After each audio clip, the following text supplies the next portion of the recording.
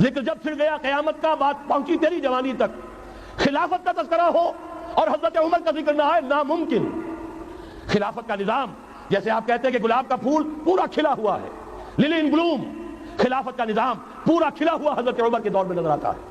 اسی وقت کہا تھا حضرت عمر نے رضی اللہ تعالی عنہ کہ اگر دجلہ و فرات کے کنارے کوئی کتا بھی بھوکا مر گیا تو قیامت کے دن عمر ذمہ دار ہوگا۔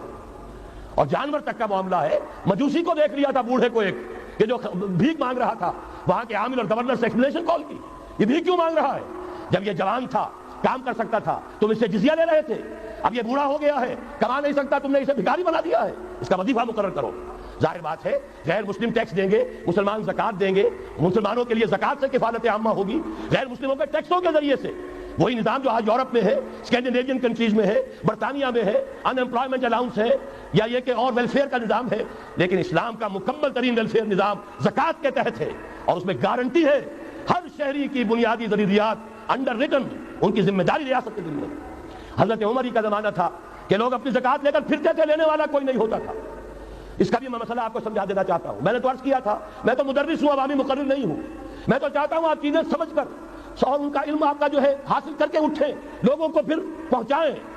یہ کیسے ہو گیا جبکہ زکات جو ہے وہ تو اسلامی ریاست میں نظام خلافت میں حکومت لیتی ہے؟ پھر کیسے ہو گیا کہ لوگ اپنی زکات لے کر پھر رہے، لینے والا کوئی نہیں؟ اس کو بھی جان لیجئے، جیسے زمین کی دو قسمیں میں نے بیان کی، خراجی اور عشری، ایسے ہی زکات کے قابل جو مال ہے اس کی بھی دو قسمیں ہیں۔ اموال باطنہ، گھروں میں رکھی ہوئی کوئی نقدی ہے، کوئی زیور ہے، کوئی اور ایسی چیزیں ہیں، یہ اموال باطنہ کہلاتی ہیں۔ اس کی زکات جبراً حکومت نہیں لے گی۔ اگر اس کی زکات جبراً حکومت لے تو گھروں کی تلاشیاں لینی پڑیں گی، جا کے تکیے پھاڑ پھاڑ کے دیکھنے پڑیں گے کہ کہیں کچھ رکھا ہوا تو نہیں ہے۔ یہ معاملہ مسلمانوں کی ان کی اپنی نیت پر، ایمان پر، اللہ کے ساتھ ان کے خلوص و اخلاص پر چھوڑ دیا۔ ہاں اموال ظاہرہ، دکان میں 5 لاکھ کا مال پڑا ہے، 2.5% دے دو۔ گودام میں 10 لاکھ کا مال پڑا ہے، 2.5% دے دو۔